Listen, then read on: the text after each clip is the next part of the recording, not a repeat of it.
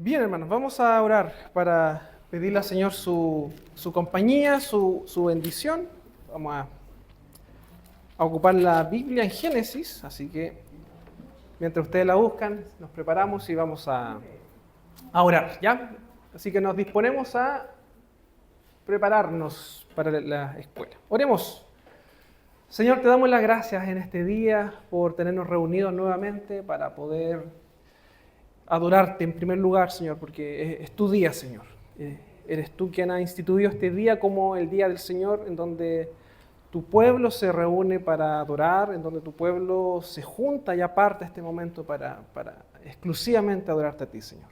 Te pedimos por este momento, por esta escuela, para que tú nos bendigas, Señor, a través del estudio de tu palabra, que podamos, Señor, aprender más de ti, conocerte más, Señor, y que tú seas glorificado en todo. Te pedimos tu bendición por cada uno de los presentes. Te pedimos, Señor, tu compañía.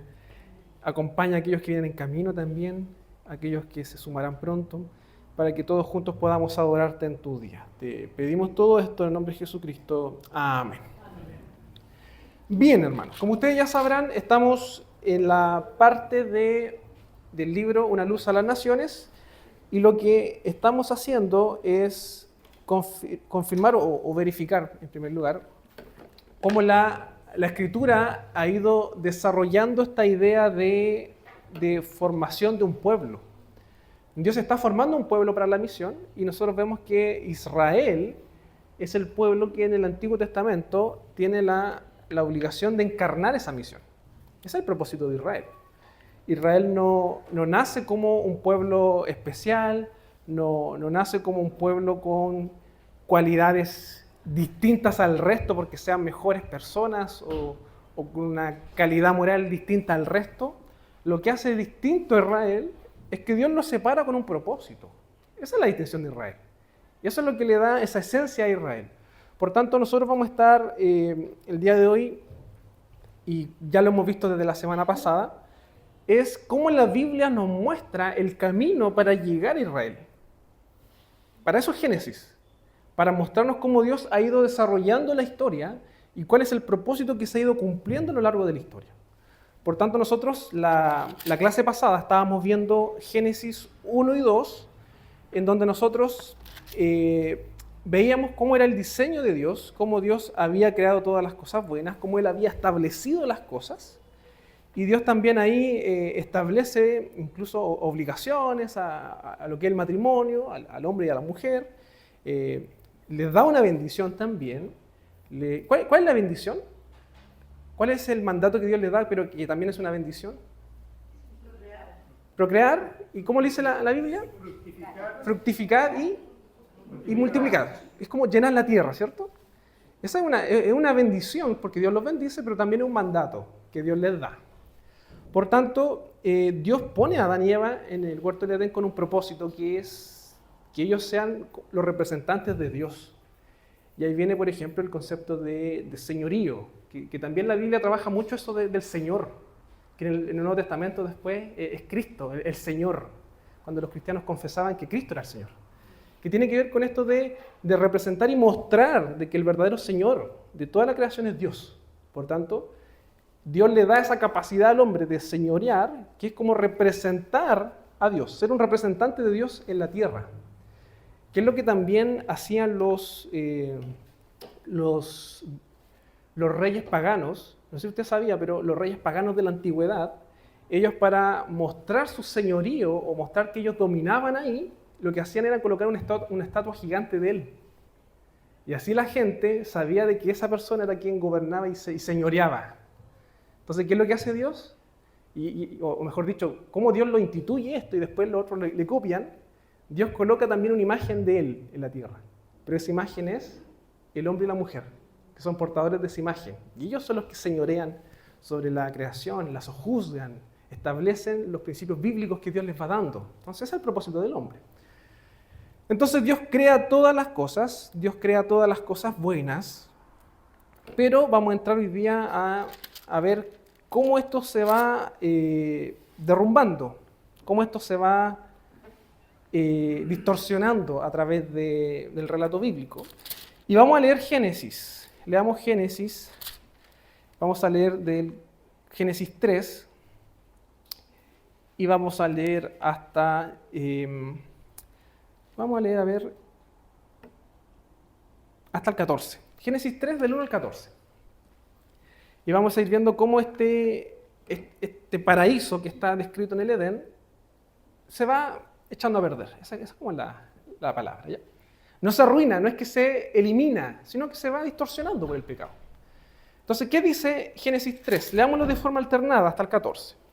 Dice así: pero la serpiente era astuta más que todos los animales del campo que Jehová y Dios había hecho, la cual dijo a la mujer: ¿con que Dios os ha dicho, no comáis de todo árbol del huerto?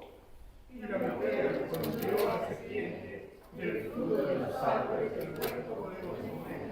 Pero del fruto del árbol que está en medio del huerto, dijo Dios, no comeréis de él, ni le tocaréis para que no muráis.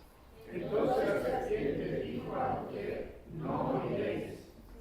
Sino que sabe Dios que el día que comáis de él serán abiertos vuestros ojos y seréis como Dios, sabiendo el bien y el mal. Y vio la mujer que el árbol era bueno para comer y que era agradable a los ojos, y el árbol codiciable para alcanzar sabiduría. Y tomó de su fruto y comió, y dio también a su marido, el cual comió así como él. Entonces fueron abiertos los ojos de ambos, y conocieron que estaban desnudos. Entonces cosieron hojas de higuera y se hicieron delantales. Y oyeron la voz de Jehová Dios que pasaba al aire, y el hombre y su mujer se escondieron de la presencia de Jehová Dios en el zapato del huerto. Mas Jehová llamó al hombre y le dijo: ¿dónde estás tú? Y él respondió: oí tu voz en el huerto y tuve miedo, porque estaba desnudo y me escondí. Y Dios le dijo: ¿quién te enseñó que estabas desnudo? ¿Has comido del árbol de que yo te mandé no comieses? Y el hombre respondió: la mujer que me diste por compañera me dio del árbol y yo comí. Entonces Jehová Dios dijo a la mujer: ¿qué es lo que has hecho? Y dijo la mujer: la serpiente me engañó y comí. Y Jehová Dios dijo a la serpiente: por cuanto esto hiciste, maldita serás entre todas las bestias y entre todos los animales del campo. Sobre tu pecho andarás y comerás todos los días de tu vida. Bien, vamos a leer hasta ahí, que este es el relato de la caída. Entonces nosotros habíamos visto que en el principio, cuando Dios hace la creación, si me pueden conseguir otro plumón, voy a anotar con rojo mientras. Cuando Dios establece la creación, Él lo hace todo bueno. Y eso es lo que vamos a ver en Génesis 1 y 2. Muchas gracias. Vamos a ver si funciona este. Exactamente. Él hace todo bueno. Todo lo que Dios crea todo es bueno. Y ya la clase pasada dimos hartas vueltas. Pero Dios, al crear todo, también establece un orden, tanto en la creación como Él va ordenando lo que es la humanidad. Y lo vemos claramente ahí en Génesis 1 y 2. Lo vamos a anotar acá, Génesis 1 y 2. Y por otro lado vemos que hay una comunión con Dios. Y esa comunión con Dios es a través de ¿qué? Por decirlo de alguna forma. ¿Cómo se cuida esa comunión con Dios? Con la obediencia.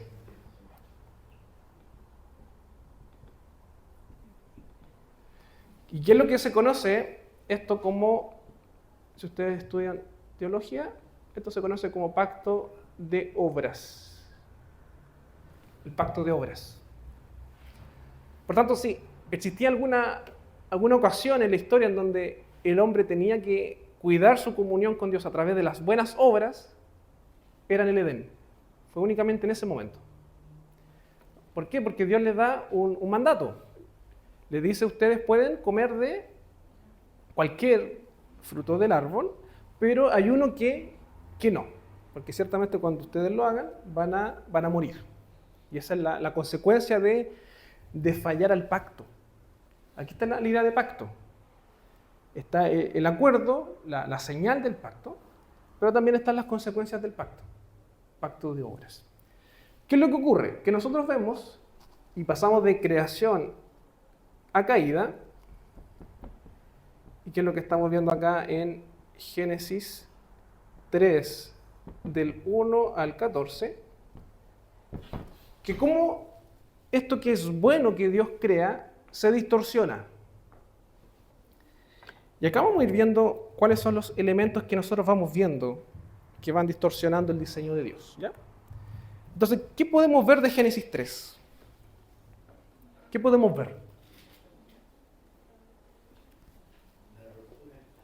¿Ya?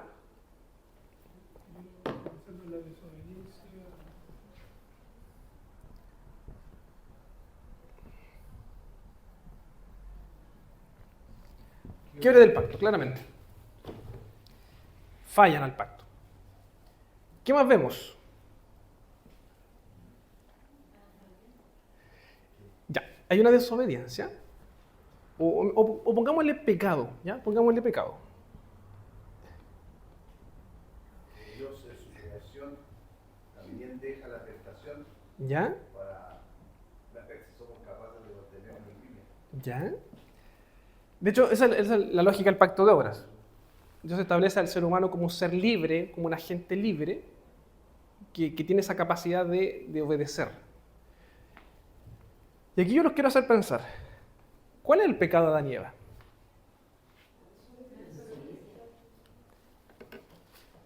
¿Cuándo se concreta el pecado de Adán y Eva?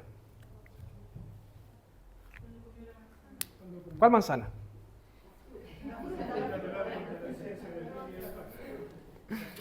No se sabe en realidad qué fruto es.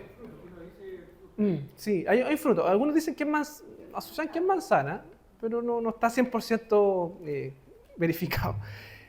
Ya, ahí se puede... En el 6, ¿Ya? como que ella se convenció de que era bueno comer. Sí, ahí empieza a iniciar el pecado. Aquí podemos decir, porque ¿se acuerdan que Jesús, en una parte él dice de que cuando confronta a los fariseos, a los que eran legalistas, él decía, bueno, ustedes no matan, pero cuando ustedes piensan o llaman fatuo a otro, ya están pecando, ya están matando. Ustedes no han adulterado, pero cuando están pensando en otra mujer, ya están pecando también. Entonces, claro, el pecado se concreta cuando ellos comen del fruto, pero también hay una secuencia lógica. No es que ellos hayan llegado como de la nada y comen, sino que va como un tema en cadena. Van poco a poco cediendo, van poco a poco cediendo ante esto, hasta que se concreta con el consumir el fruto. ¿Ya? ¿Y qué elementos vemos nosotros en el relato que nos va mostrando este proceso de poco a poco ir cayendo en el pecado? ¿Cómo lo vemos en el relato? Exactamente. ¿Y qué es lo que hace la serpiente? Y vamos a llamarle por su nombre en realidad. ¿Qué es lo que hace Satanás? ¿Mm? Exactamente. Satanás tergiversa la palabra. O sea, lo primero que hace Satanás es tergiversar la voz de Dios. Por lo tanto, ¿qué es lo que hace Satanás? Presenta a Dios como mentiroso y malo. Eso hace Satanás. Él presenta a Dios como mentiroso y malo. No sé si lo pueden ver en el relato. Porque dice Satanás, mira, la serpiente era astuta, más que todos los animales del campo que Jehová Dios había hecho, lo cual dijo a la mujer, con que Dios os ha dicho, no comáis de todo árbol del huerto. ¿Qué es lo que está diciendo? Como que Dios es restrictivo, que es malo, no les quiere dar todo esto de comer, cuando en realidad son mentiras. Dios solamente había establecido de que había un fruto que no podían comer, o un árbol que no podían comer. Por lo tanto, en primer lugar está mintiendo, y por otro lado, La mujer después le dice, si comemos o tocamos el árbol vamos a morir.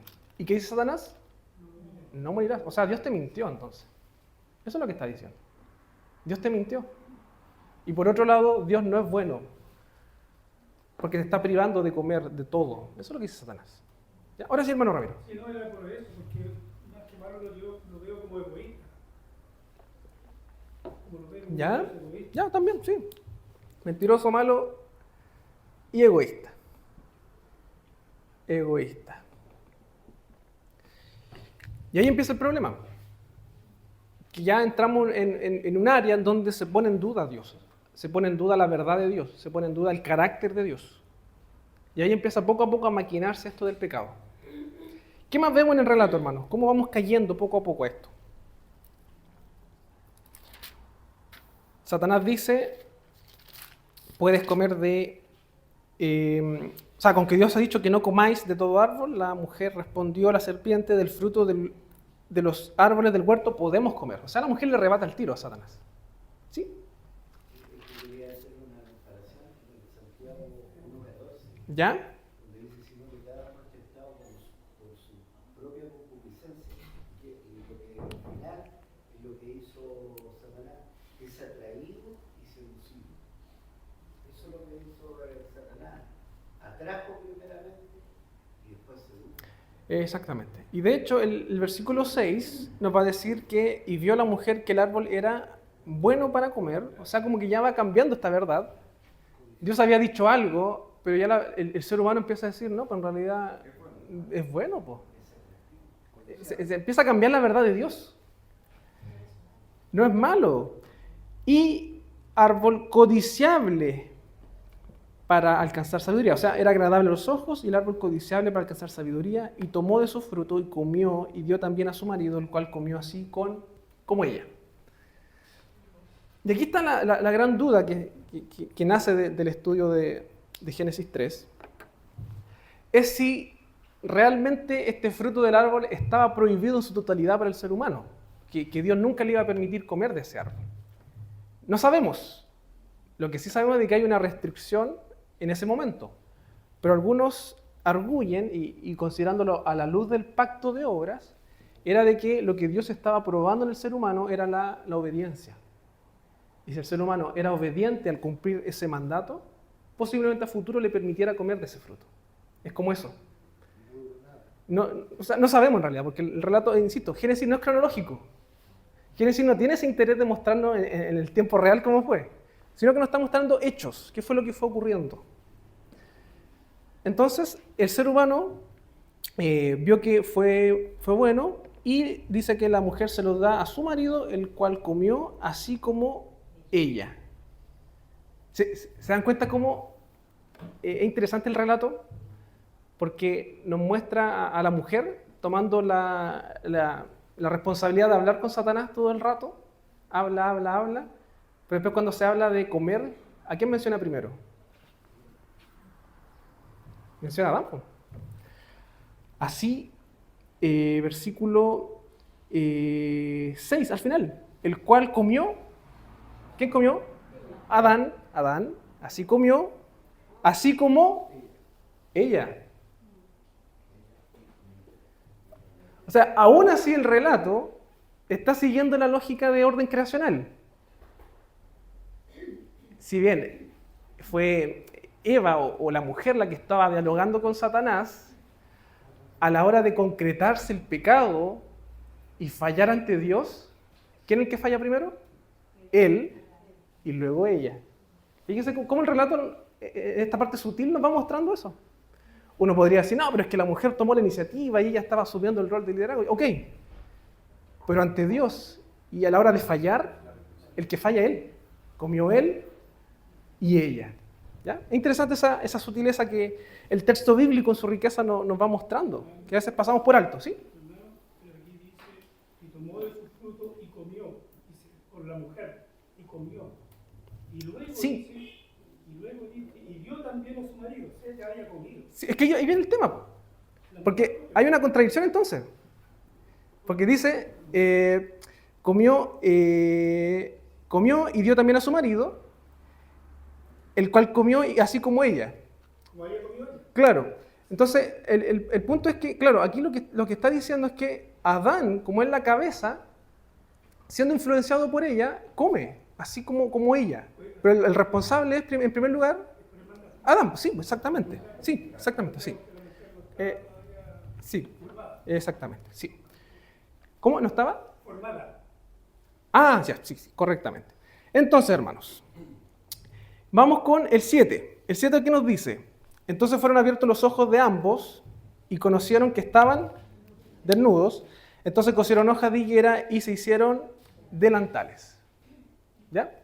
¿Qué nos refleja eso?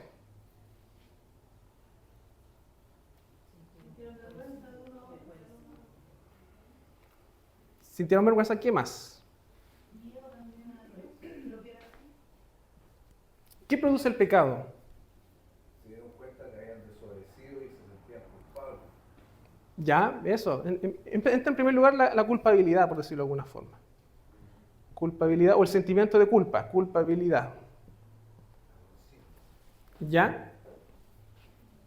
¿Qué más? Llama la atención, hermano, también ahí que ellos toman la iniciativa para cubrirse esa desnudez. Ellos hacen, en vez de esperar que Dios haga su obra, ellos Exactamente. actúan. ¿Y cómo entendemos eso? Puede ser que se le abrieron los ojos, porque ahí ellos miraron y vieron su cuerpo La sabiduría le dio el entendimiento de qué hacer en esos momentos. Yo así lo veo. ¿Ya? ¿Pero hicieron lo correcto o no? No, le hicieron lo correcto. Porque después, de hecho, se esconden. Entonces, ¿pero qué representa eso de que tienden a cubrirse?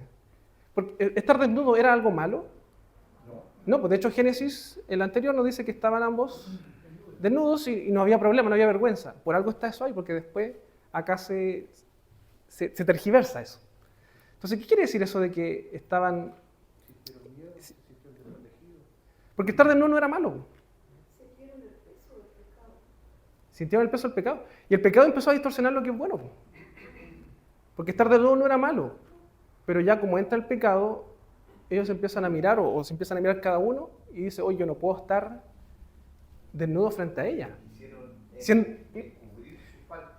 Claro, y lo otro es que ellos eran uno, como decía el relato.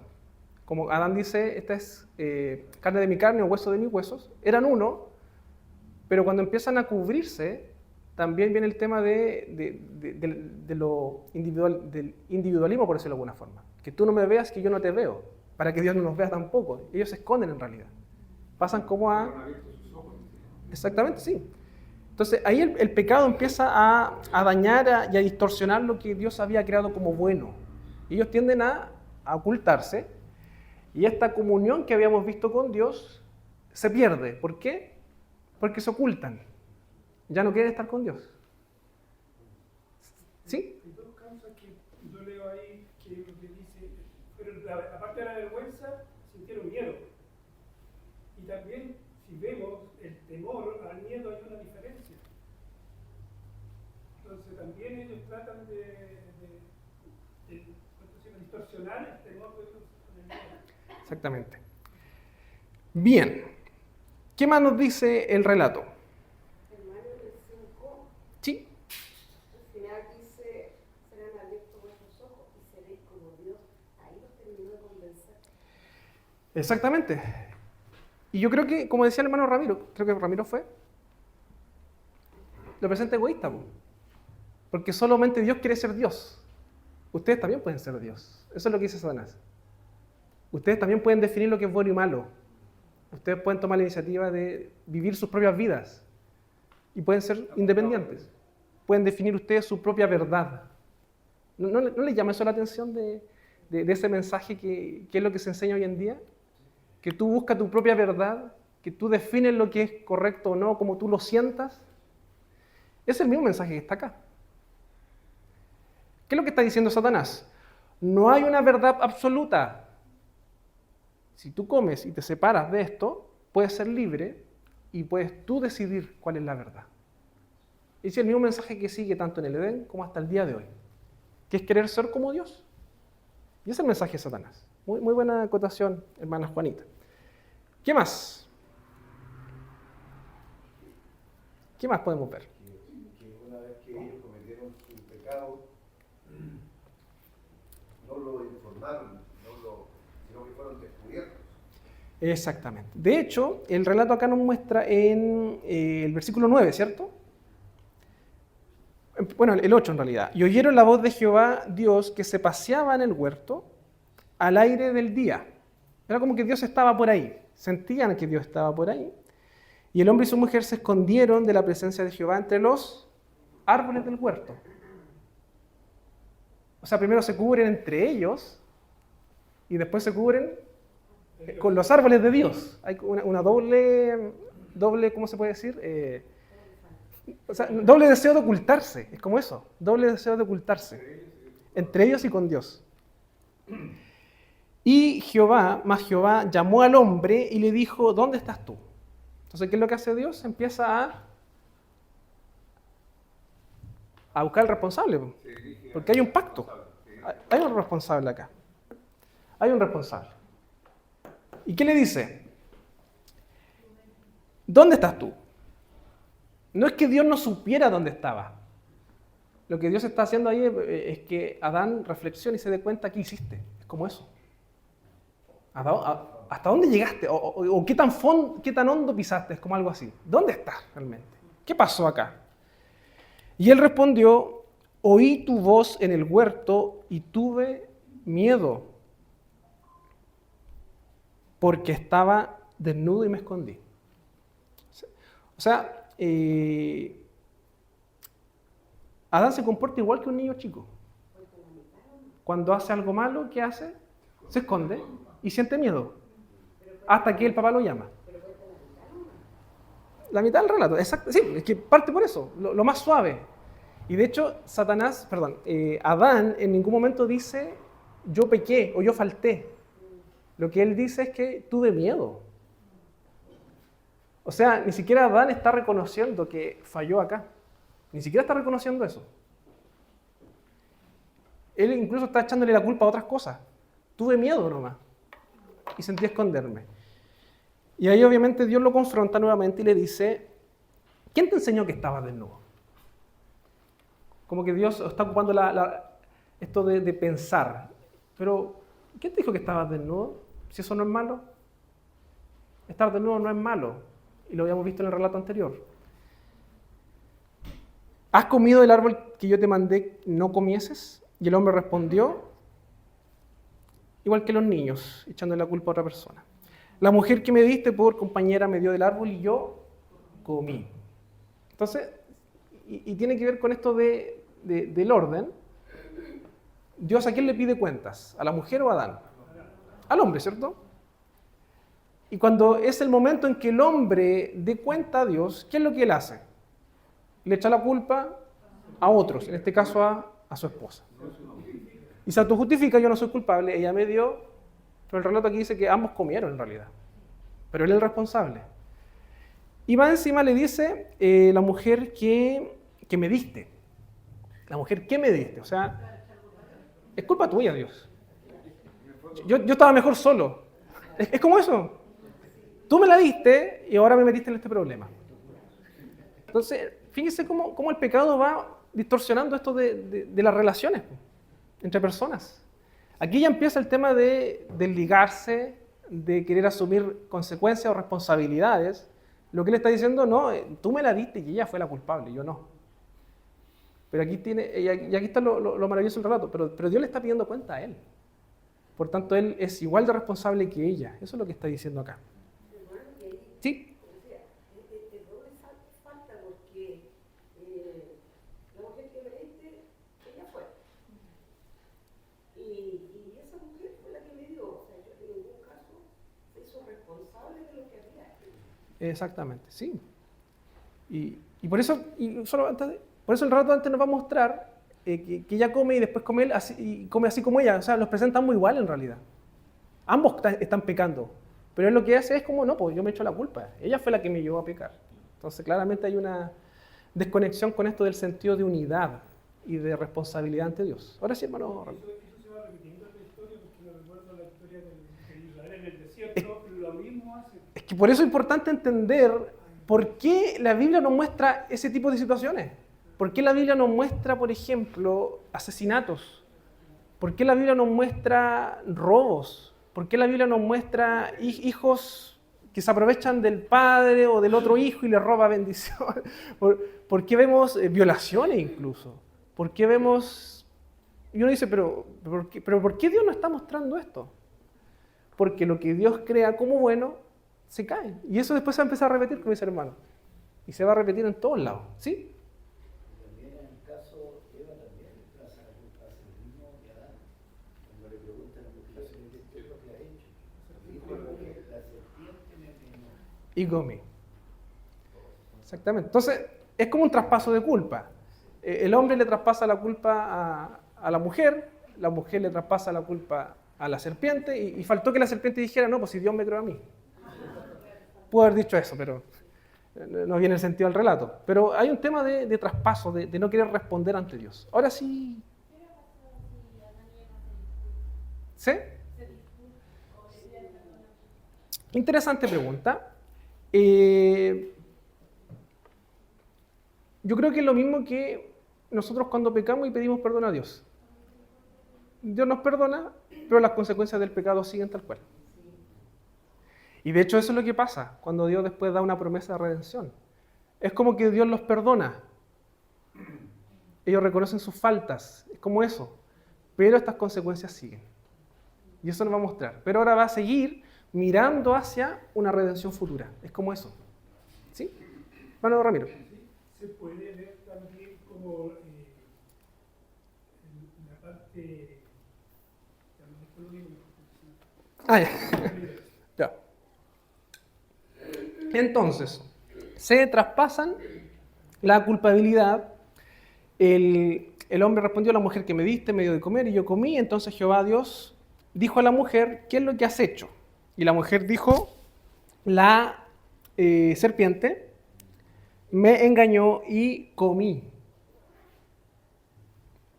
Y Jehová Dios dijo a la serpiente. De hecho, fíjense como que, de hecho el Señor ni siquiera le pide explicación a la serpiente. Inmediatamente va al castigo o a la sentencia. Por cuanto esto hiciste, maldita serás tú entre todas las bestias y entre todos los animales del campo. Sobre tu pecho andarás y polvo comerás todos los días de tu vida. Acá hay una maldición a la serpiente, que uno ahí la podría interpretar de dos formas, tanto literal como espiritual. En el sentido de que, y aquí está como también en debate si efectivamente la serpiente era un animal que tenía patas, y luego de eso pasó a tener sin patas y solamente se movía. Podría ser también una interpretación que podría tener sentido, que sea un animal que está derechamente maldecido desde el Edén, como también que signifique que Dios aquí le está hablando a Satanás, que lo sentencia, le dice que va a ser maldita entre todas las bestias, entre todos los animales del campo, sobre tu pecho andarás y comerás polvo todos los días de tu vida. Es como que andarás en el suelo, es como eso. Y tiene sentido también después cuando le da la promesa de redención, que es como que la simiente aplastaría a la serpiente. Nuevamente una serpiente en el suelo aplastada.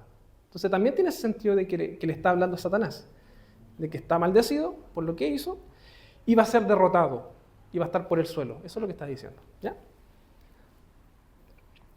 Y pondré enemistad entre ti y la mujer y entre tu simiente y la simiente suya. Esta te herirá en la cabeza y tú le herirás en el calcañar. Y este es Génesis 3:15. Y esto es importante, así que voy a borrar.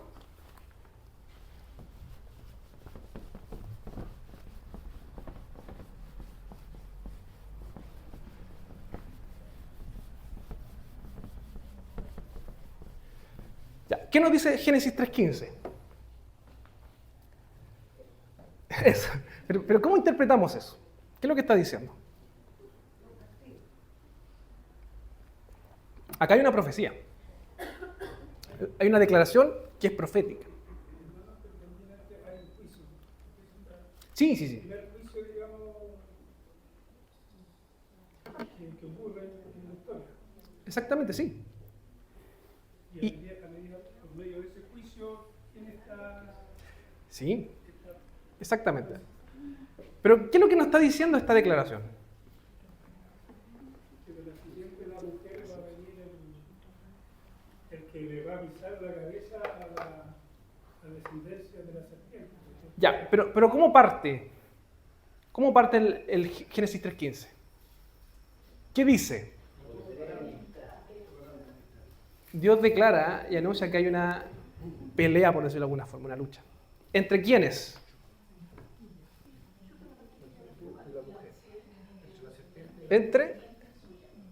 Entre la serpiente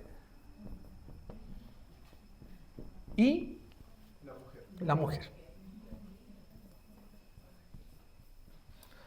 Por decirlo de alguna forma, hay un versus.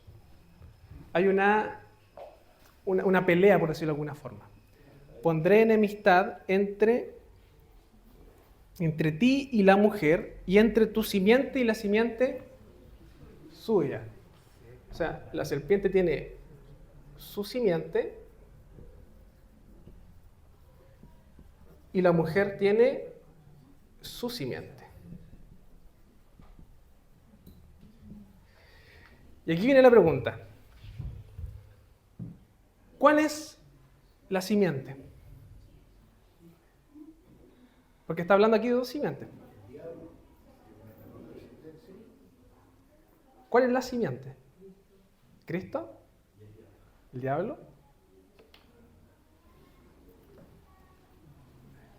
¿Qué entendemos por simiente? ¿O quiénes son?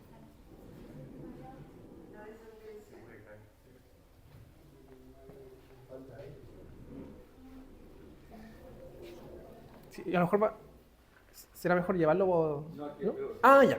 Entonces ahí, sí, yo creo que de a poquito se va a ir recomponiendo. Bien. ¿Cuáles son las simientes, hermanos? Es la descendencia. ¿Cuál es la simiente de la serpiente?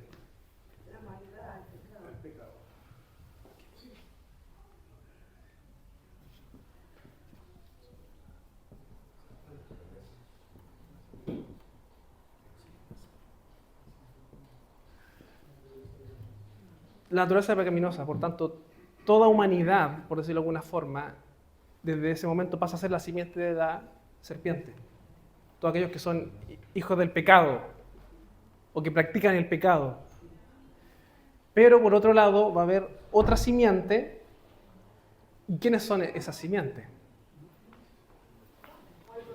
El pueblo de Dios.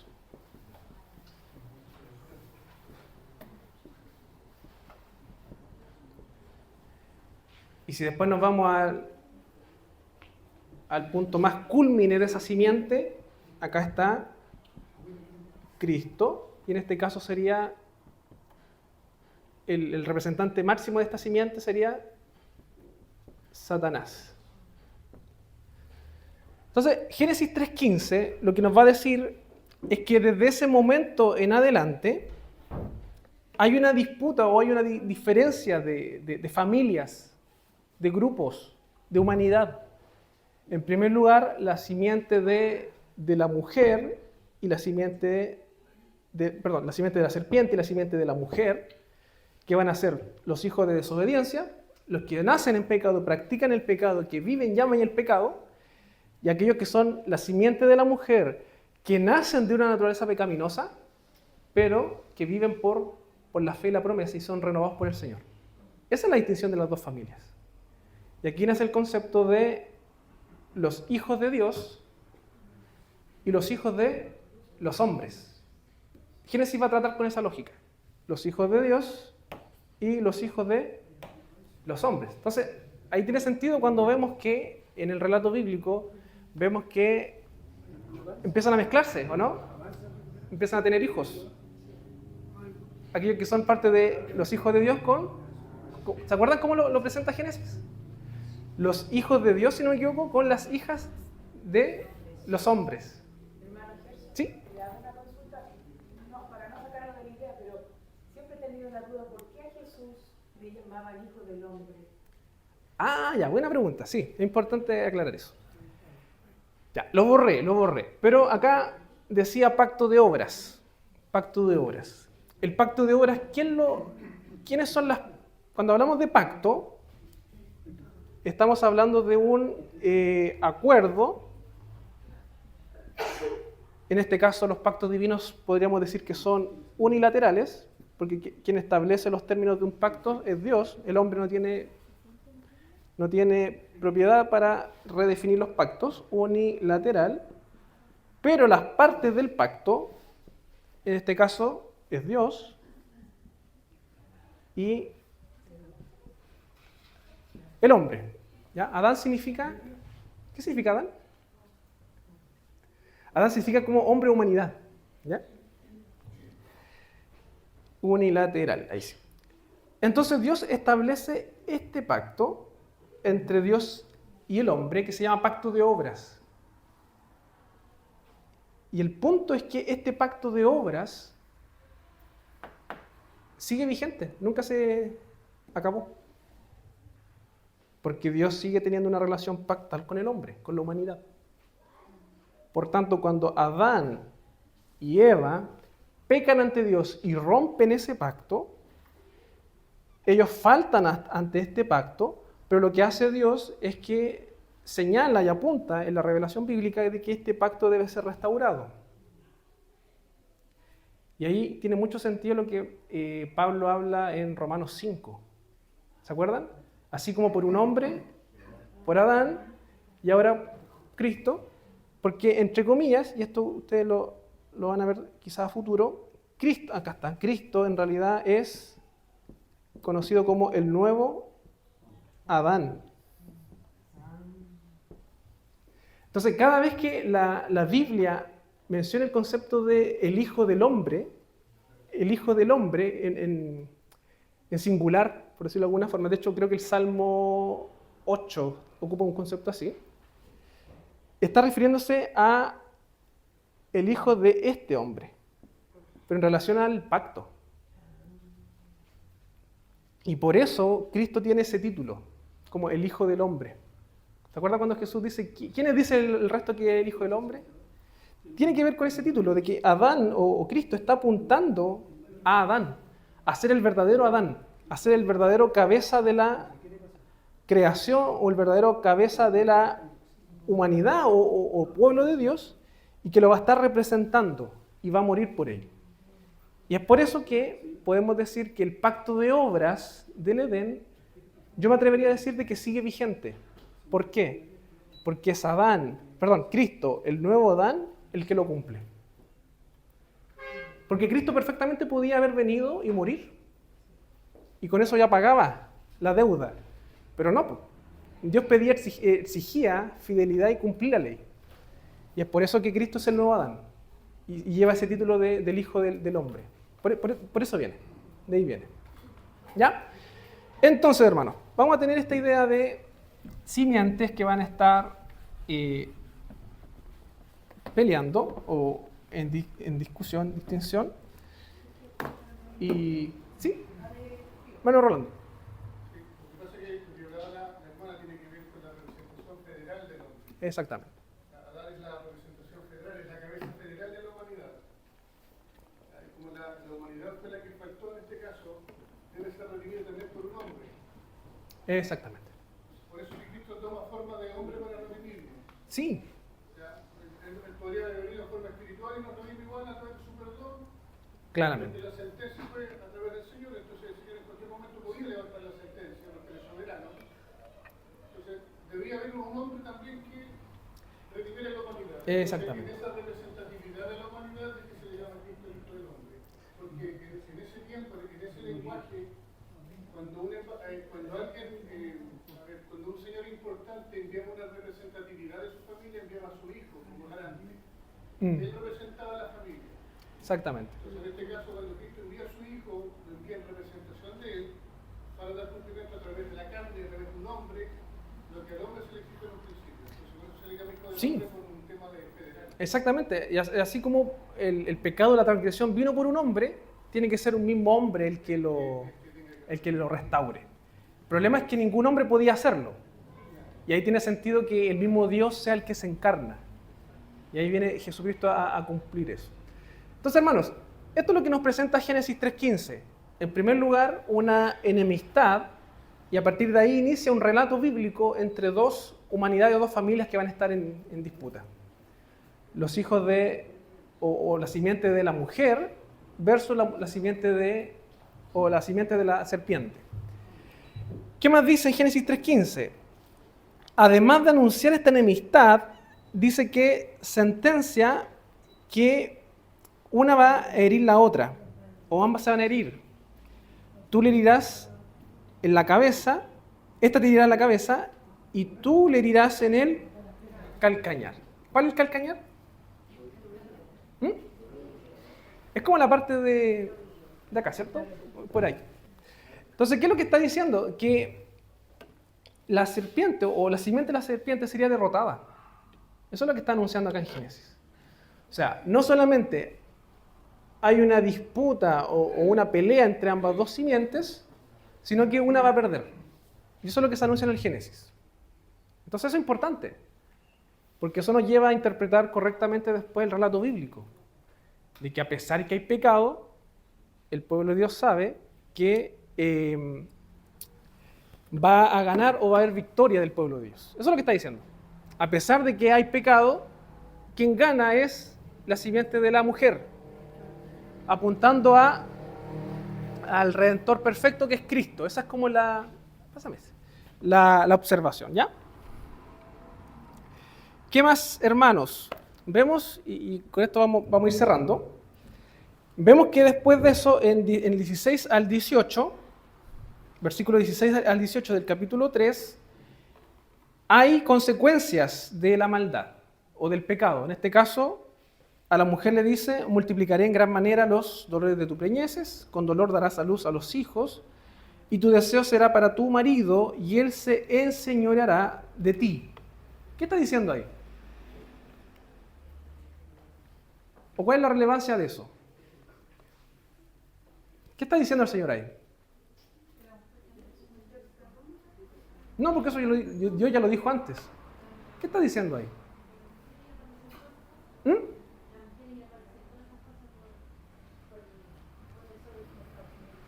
¿Ya? ¿Qué está diciendo ahí el relato?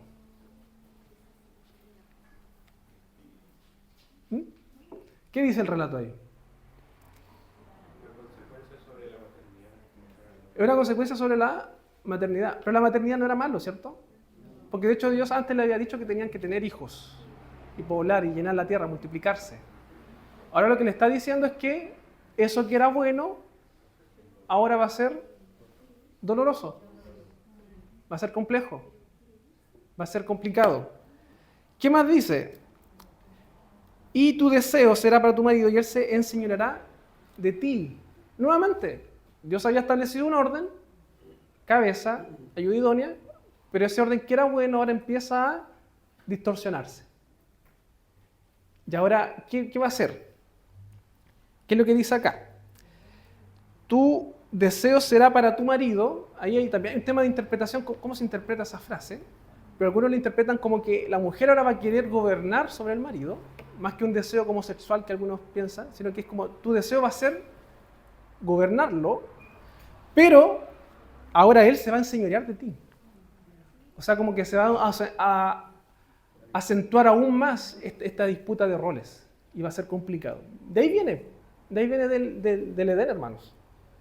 Esto de las luchas de poder, de la reivindicación, del patriarcado opresor. De ahí viene. Sí, el problema no es que el hombre sea cabeza. El problema es que producto del pecado, el hombre no ejerce correctamente el rol de cabeza. Y eso es lo que vemos acá en Génesis. Y eso es lo que se va a ver a lo largo de la historia. ¿Se dan cuenta que, y esto es un detalle bien importante, que como Adán es cabeza de la humanidad y a la vez de la creación, las consecuencias o las maldiciones que recibe Adán y Eva son distintas? Eva recibe una consecuencia que es personal con respecto a su rol de mujer. Porque ¿qué le dice a Eva? Vas a tener dolor al dar a luz, que es algo que es propio de la mujer, y habla del deseo de gobernar, que es algo que está en la mujer. Pero cuando Dios va a sentenciar o maldecir a Adán, ¿qué es lo que le dice? Por cuanto obedeciste la voz de tu mujer y comiste del árbol que te mandé diciendo, no comerás de él, le dice, serás maldito tú, tu cuerpo va a sufrir. ¿Qué es lo que les dice? Maldita será toda la tierra. Porque Adán era cabeza también de la creación. O sea, Adán no solamente tenía la responsabilidad de ser líder de su matrimonio, sino que él ante Dios era un responsable de la creación. Por tanto, el que la creación esté maldecida y hayan espinas y cardos, el que cueste querer trabajar, el que duela trabajar, el que tengamos que comer el pan, obtener el pan con el sudor de la sangre, perdón, con el sudor de la frente, el que tengamos que morir y volver al polvo, eso es culpa de Adán. Fue culpa de Adán. Porque Adán ante Dios era el representante de la creación. Eso no le podemos echar la culpa a Eva. Como Adán diría, la mujer que tú me diste, ella es la culpable de que ahora el trabajo sea doloroso o que cueste trabajar. Eso es culpa de Adán. Porque Adán era el responsable ante Dios de toda la creación. Y por eso las consecuencias de Adán son universales, en el sentido de no solamente le afecta a él, sino que a todo lo creado, y las consecuencias de Eva son más de la mujer, del rol femenino. Porque Adán era responsable ante Dios. Y ahí vemos las consecuencias. Con el sudor de tu rostro comerás el pan hasta que vuelvas a la tierra, porque de ella fuiste tomado, pues polvo eres, y al polvo volverás. Ahí viene la muerte. El hombre empieza a morir, se empieza a descomponer, entra la enfermedad por culpa de esta desobediencia. Pero esta maldición es a Adán, por culpa de Adán. Hermanos, ¿por qué es importante ese mapa o ese esquema? Porque ahora o la próxima clase en realidad, vamos a entrar al capítulo 4. ¿Y cómo se llama o qué título tiene el capítulo 4?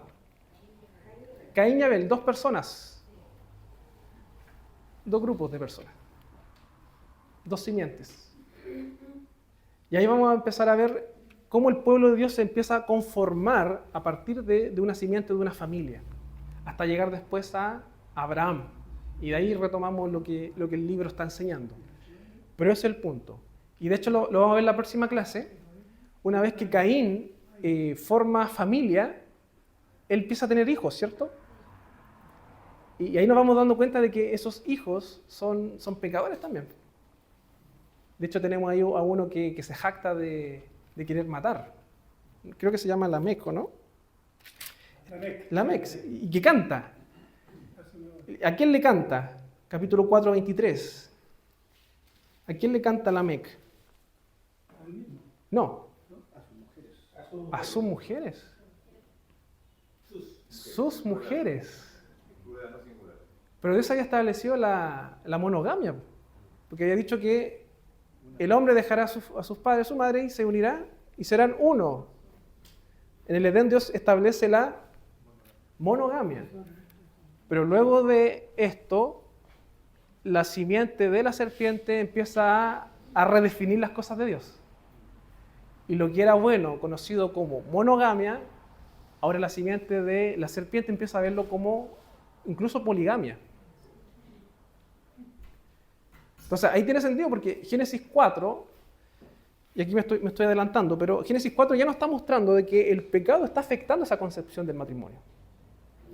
Ya no es algo bueno o solamente bueno ser monógamo, sino que incluso la poligamia está bien. Y ahí viene la pregunta, oye, pero ¿por qué los reyes de Israel a veces tenían más mujeres? ¿Será porque la Biblia lo menciona que estará correcto? No. De hecho, aquí ya estamos viendo que es incorrecto. Eso era un pecado de los reyes, el tener más de una mujer. Pero eso nos va a dar sentido de ir entendiendo el relato. Porque uno podría decir, pero si la Biblia muestra que los mismos reyes que eran representantes de Dios, el pueblo tenían mujeres, podemos hacerlo porque la Biblia lo dice. No. Tenemos que leerlo a la luz del relato bíblico. Y el pecado va distorsionando eso. E incluso el pueblo de Dios va a empezar a tomar prácticas que va a enseñar la simiente de la serpiente. Ese es el punto.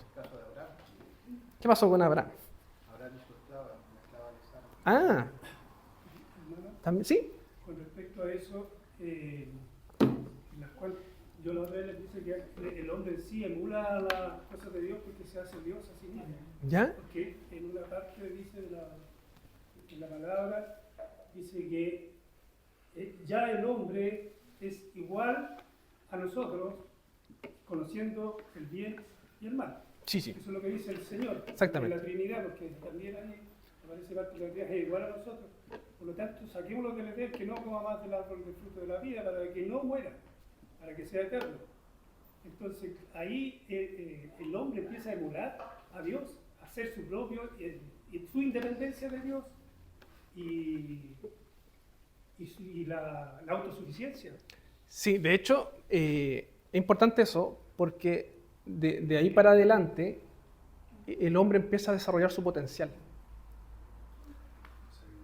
Y lo empieza a desarrollar tanto acá como lo empieza a desarrollar acá.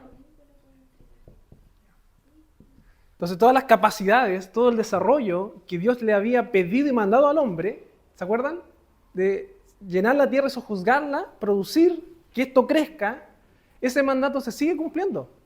El hombre empieza a desarrollarse, empieza a tener habilidades, capacidades, pero lo va a empezar a desarrollar tanto en la simiente de la serpiente, como en la simiente de la mujer. Y por eso después vamos a ver en el relato que cuando habla de la descendencia de Caín, empieza a nombrar cuáles son las habilidades de esos. ¿Se acuerdan o no?